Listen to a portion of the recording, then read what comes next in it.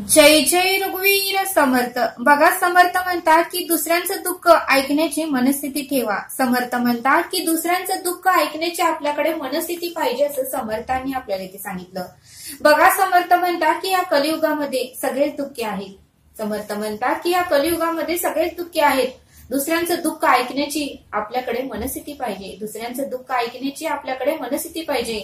समर्थ म्हणतात की प्रत्येकाला वाटतं की एखाद्या विश्वासू व्यक्तीला आपलं दुःख सांगावं, आपलं मन हलकं करावं, म्हणून ती व्यक्ती आपलं दुःख कोणाला तरी सांगत असते. आपल्याला येऊन सांगत असते. पण समर्थ म्हणतात की त्यावेळेस त्यांचं दुःख आपण शांतपणे ऐकून घेतलं पाहिजे. त्यावेळेस त्यांची भावना, त्यांचं दुःख, त्यांचा त्रास आपण शांतपणे ऐकून घेतलं पाहिजे. आणि ते सांगत असताना मात्र आपलं दुःख आणि आपलं रडगाणं मात्र त्यांना सांगू नये. ते आपलं दुःख सांगत असताना आपण स्वतः आपलं दुःख आणि आपलं रडगाणं त्यांना सांगत बसू नये, असं समर्थ आपल्याला ते सांगतात. समर्थ म्हणतात की ज्यावेळेस ते आपलं दुःख आपल्याला सांगतात त्यावेळेस त्यांना आपल्याला उत्तमाचं सांगता आलं पाहिजे. त्यावेळेस आपण त्यांना म्हणता आलं पाहिजे की सगळं काही व्यवस्थित होईल, तुम्ही काळजी करू नका. परमेश्वराने एवढी सृष्टी निर्माण केलेली आहे. तो सर्वांना, जीव जंतू वनस्पतींना त्याने निर्माण केलेला आहे. तुम्ही काही काळजी करू नका. हेही दिवस निघून जातील आणि उत्तमाचे दिवस येतील, असं आपण त्यांना सांगता आलं पाहिजे, असं समर्थांनी आपल्याला ते सांगितलं. बघा, समर्थ म्हणतात की जगी सर्व सुखी असा कोण आहे, विचारे मना तूच शोधून पाहे. मनात वांचिरे पूर्व संचित केले, तयासारखे भोगणे प्राप्त झाले. म्हणजे या जगामध्ये सुखी असा व्यक्ती एकही शोधून सापडणार नाही. या जगामध्ये सगळे दुःखी आहेत. कोणाला वडील नाही म्हणून दुःखी आहे, तर कोणाला भाऊ नाही म्हणून दुःखी आहे. कोणाला आई नाही म्हणून दुःखी आहे, तर कोणाला बहीण नाही म्हणून दुःखी आहे. तर कोणाला पाय नाही म्हणून कोण दुःखी आहे, तर कोणाला हात नाही म्हणून दुःखी आहे. तर कोणाला सगळंच आहे पण शुगर आणि बीपी आणि आजार आहे म्हणून दुःखी आहे. काही ना काही तर दुःख आहेच, म्हणजे दुःखाची यादी मात्र संपणार नाही, असं समर्थांनी आपल्याला ते सांगितलं. बघा, समर्थ म्हणतात की प्रत्येक व्यक्तीला प्राण्यांना प्रेमाची गरज असते. प्रत्येक व्यक्तीला प्राण्यांना या कलियुगामध्ये प्रेमाची गरज आहे. प्रत्येकाला वाटत असतं की कोणीतरी माझं दुःख समजून घ्यावं, कोणीतरी मला प्रेमाने बोलावं, कोणीतरी मायेने माझ्या डोक्यावर हात फिरवावा. बघा, म्हणले समर्थ, मांजराला कुत्र्याला चपाती टाकली आणि त्याच्या पाठीवरून जर हात फिरवला तर बघा, ते मांजर आपल्याला कधीही सोडत नाही. ते नेहमी आपल्या पाठीमागं येतं, नेहमी आपल्या स्वतःच्या डोळ्याने आपल्याकडे प्रेमाने बघत असतं. कारण त्यालाही वाटत असतं की कोणीतरी मला चपाती टाकावी, कोणीतरी माझ्या पाठीवरून हात फिरवावा. मांजरालाही वाटत असतं की कोणीतरी मला दूर ठेवावं, कोणीतरी माझ्या पाठीवरून हात फिरवावा. बघा, म्हणले समर्थ, प्रत्येकाला प्रेमाची गरज आहे. एखादी दुःख व्यक्ती असेल तर त्यालाही आपल्याला प्रेमाने बोलता आलं पाहिजे, त्यालाही काहीतरी खायला देता आलं पाहिजे. बघा, म्हणले समर्थ, पैशाने सर्व काही विकत घेता येत नाही. एवढं महाभयंकर कलियुग चाललेलं आहे की कोणाचंच कोणाला काहीही पडलेलं नाही. म्हणून समर्थ म्हणतात की दुसऱ्यांकडून अपेक्षा करण्यापेक्षा सुरुवात स्वतःपासून करा. आपण म्हणतो की मला कोणी प्रेम केलं नाही, मला कोणी माया केलं नाही, माझं कोणी दुःख समजून घेतलं नाही. पण परब्रह्म ईश्वर म्हणतो की अगं, तुला मी जन्माला का घातलेला आहे, कारण तू भरभरून इतरांना प्रेम करावं, इतरांना प्रेम द्यावं, इतरांच्या भावना समजून घ्यावा, यासाठी तुला मी जन्माला घातलेला आहे. दुसऱ्यांकडून अपेक्षा ठेवण्यासाठी तुला मी जन्माला घातलेलं नाही, असं परब्रह्म म्हणतो. म्हणून समर्थ म्हणतात की दुसरे कधी सुरुवात करतात हे बघण्यापेक्षा आपण त्या कामाची सुरुवात आपण स्वतः करावी. आपण एक पाऊल पुढे टाकावं, मग जग 10 पाऊल पुढे टाकतं, असं समर्थांनी आपल्याला ते सांगितलं. आपण नेहमी जगाला दोष देतो, आपण नेहमी इतर लोकांना दोष देतो, पण सुरुवात मात्र आपल्यापासून आपण कधीही करत नाही. म्हणून समर्थ म्हणतात की इतरांना दोष देण्यापेक्षा, इतरांना काहीतरी टीका करण्यापेक्षा सुरुवात आपण स्वतःपासून करावी, असं समर्थांनी आपल्याला ते सांगितलं. म्हणून समर्थ म्हणतात की परब्रह्म ईश्वराने ही सृष्टी निर्माण केलेली आहे. प्रत्येक जण दुःखी आहे, प्रत्येकाला काही ना काहीतरी अपेक्षा आहे, प्रत्येकाला वाटतं की कोणीतरी प्रेमाने बोलावं, प्रेमाने वागावं.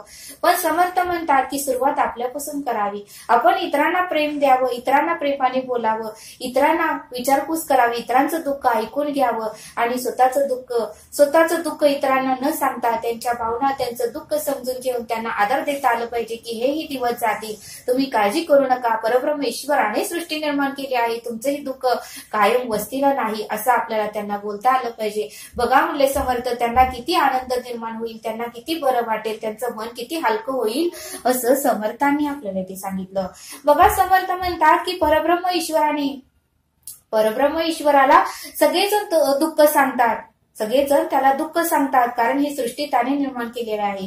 परब्रह्म ईश्वर सर्वांचं दुःख ऐकतो आणि दुःख सगळ्यांचं कमीही करतो. परब्रह्म ईश्वर सगळ्यांचं दुःख ऐकतो आणि सगळ्यांचं दुःख कमीही करतो, पण परब्रह्म मात्र आपलं दुःख कोणालाही सांगत नाही. परब्रह्म ईश्वराने मात्र आपलं दुःख कोणालाही सांगितलं नाही. आपण मात्र सगळेजण परब्रह्माला दुःख सांगत असतो की तू माझं असंच केलं, तू माझं तसंच केलं, तू मला असंच का दिलं, तू मला तसंच का दिलं, हेच कमी पडलं, तेच कमी पडलं, मलाच तू दुःख देतोयस. आपण नेहमी तक्रार करतो, पण परब्रह्माने ईश्वराने कोणाला तरी आपलं दुःख सांगितलं आहे का असं समर्थ आपल्याला ते सांगतात.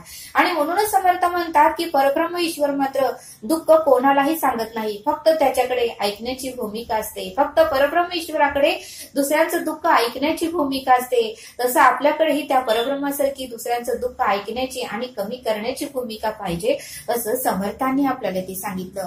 बघा समर्थ आपल्याला एक सुंदर असा बोध देतात. समर्थ म्हणतात की किरण आणि आदित्य हे दोन मित्र होते आणि ते दोघंही दर चतुर्थीला गणपतीच्या मंदिरामध्ये जात होते.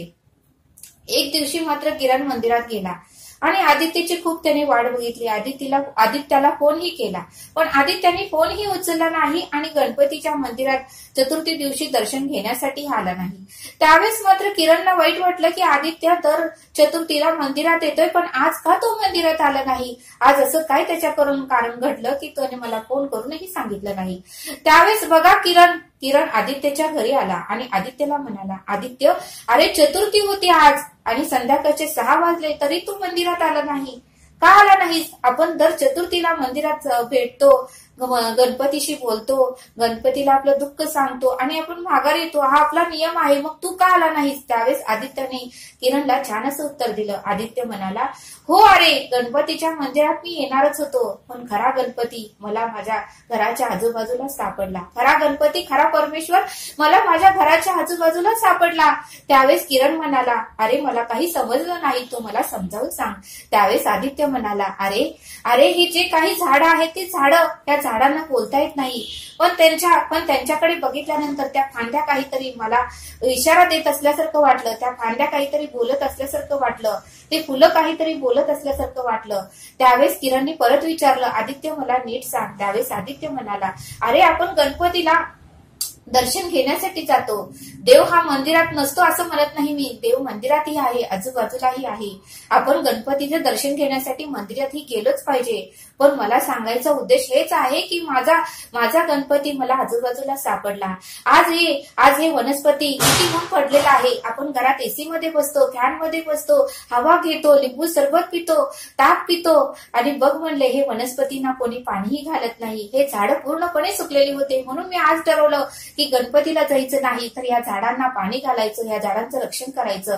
आणि म्हणूनच मी आजूबाजूच्या माझ्या घराच्या शेजारच्या सर्व झाडांना आज पाणी घातलं, बागेतल्या सर्व झाडांना आज पाणी घालून आलो. सर्व पक्षींना सुद्धा पाण्याची गरज होती, त्या पक्ष्यांमध्ये मला गणपती दिसला. त्यावेळेस मी ठरवलं की आज पक्ष्यांना पाणी ठेवायचं. आज मी छोटे छोटे माठ बाजारातून जाऊन विकत आणले, त्यामध्ये पाणी भरलं आणि छोट्या छोट्या बॉल्स मध्ये मी, छोट्या छोट्या वाटीमध्ये मी तांदूळही ठेवलं, गहूही ठेवलं, बाजरीही ठेवली, साखर ठेवलं आणि सर्व चिमण्या आनंदाने ते पाणी आणि बाजरी, तांदूळ, साखर खात आहेत. आणि ह्याच्यामध्ये मला गणपती दिसला. आज मध्ये माझा गणपती मला कुत्र्यामध्ये दिसला. ते कुत्रं सुद्धा खूप भुकेलेलं होतं, त्याला मी आज चपाती घातली, त्याला बादलीवरून पाणी ठेवलं. आज माझा गणपती मला मांजरामध्ये दिसला, त्यालाही मी आज वाटीवरून दूध ठेवलं, त्यालाही पाणी ठेवलं, तोही तृप्त झाला, त्याच्याही पाठीवरून हात फिरवला, त्यानेही तो मायेने माझ्याकडे बघतच राहिला. ते सर्व काही सृष्टीतली झाडं, वनस्पती माझ्याकडे बघत राहिली, सर्व कोकिळा, पक्षी माझ्याकडे बघत राहिली. आज माझा गणपती मला आजूबाजूलाच दिसला. आज एक भिक्षकरी माझ्या घरामध्ये भिक्षा मागायला आला त्यालाही मी आज पोट भरून जेवायला दिलं, त्यालाही पाणी दिलं, तोही तृप्त झाला, त्यानेही मला भरभरून आशीर्वाद दिला. आज माझा गणपती मला घरामध्ये सापडला आणि म्हणून मी देवळात आलो नाही. त्यावेळेस मात्र किरणलाही खूप आनंद झाला. किरण म्हणाला, आदित्य तू खरंच श्रेष्ठ आहेस आणि तुला गणपती तुला आजूबाजूलाच दिसला. हे मला कळालं नाही पण तुला कळालं. आदित्य खरंच तू श्रेष्ठ आहेस. त्यावेळेस आदित्य म्हणाला, गणपती मंदिरातच नाही असं म्हणत नाही, गणपती मंदिरातही आहे पण आजूबाजूला आपलं लक्ष नसतं. प्राण्यांमध्ये, पशूंमध्ये, वनस्पतीमध्ये, मुंगीमध्ये, मांजरामध्ये, कुत्र्यामध्ये, घोडामध्ये, गाढवामध्ये सगळ्यांमध्ये देव आहे. सगळेजण प्रेमासाठी आसुसलेले आहेत. आपण त्यांना प्रेमाने हात फिरवला पाहिजे, त्यांना पाणी ठेवलं पाहिजे, त्यांना काहीतरी अन्न दिलं पाहिजे. बघ म्हणले, गणपती स्वतःहून आपल्याकडे येतो, स्वतःहून तो आशीर्वाद देतो, स्वतःहून आपल्या इच्छा पूर्ण करतो आणि स्वतःहून आपल्याला आनंदित आणि सुखात ठेवतो असं आदित्यने किरणला समजावून सांगितलं. बघा म्हणले समर्थ, या बोधातून आपल्याला हे शिकायला मिळतं की आपण चतुर्थीच्या वेळेस गणपतीच्या मंदिरात गर्दी करतो पण आजूबाजूला गणपती आपली वाट बघत असतो, त्या गणपतीकडे मात्र आपलं लक्ष जात नाही. म्हणून समर्थ म्हणतात की मंदिरात जाऊ नये असा भाग नाही, विवेकातून घ्या, पण आजूबाजूला सुद्धा आपल्याला बघता आलं पाहिजे, आजूबाजूचं निरीक्षण करता आलं पाहिजे. आपण आपल्या कामामध्ये, आपल्या मोबाईलमध्ये आपण इतकं बिझी असतो की आजूबाजूला भरपूर ठिकाणी परब्रह्म आपल्याकडे बघत असतो पण आपलं मात्र त्याच्याकडे लक्ष नसतं असं समर्थाने आपल्याला या बोधातून समजावून सांगितलं. म्हणून समर्थ म्हणतात की अर्धा तास शांत बसा, मंदिराच्या बाहेर निरीक्षण करा, कोठे कोठे परब्रह्म आहे, कोठे कोठे तो आपल्याकडे बघत आहे, कोठे कोठे तो इशारा देत आहे, कोठे कोठे आपल्याशी बोलण्याचा प्रयत्न करत आहे, हे बघण्याचा प्रयत्न करा असं समर्थाने आपल्याला या बोधातून समजावून सांगितलं. म्हणून समर्थ म्हणतात की दुसऱ्याचं दुःख ऐकण्याची मनस्थिती ठेवा, कारण या कलियुगामध्ये प्रत्येकाला प्रेमाची गरज आहे. प्रत्येकाला वाटतं की कोणीतरी प्रेमाने बोलावं, कोणीतरी आपलं दुःख समजून घ्यावं, कोणीतरी आपलं दुःख ऐकावं असं समर्थांनी आपल्याला या बोधातून समजावून सांगितलं. तरी आता आपण इथेच थांबूया. धन्यवाद. जय सद्गुरू.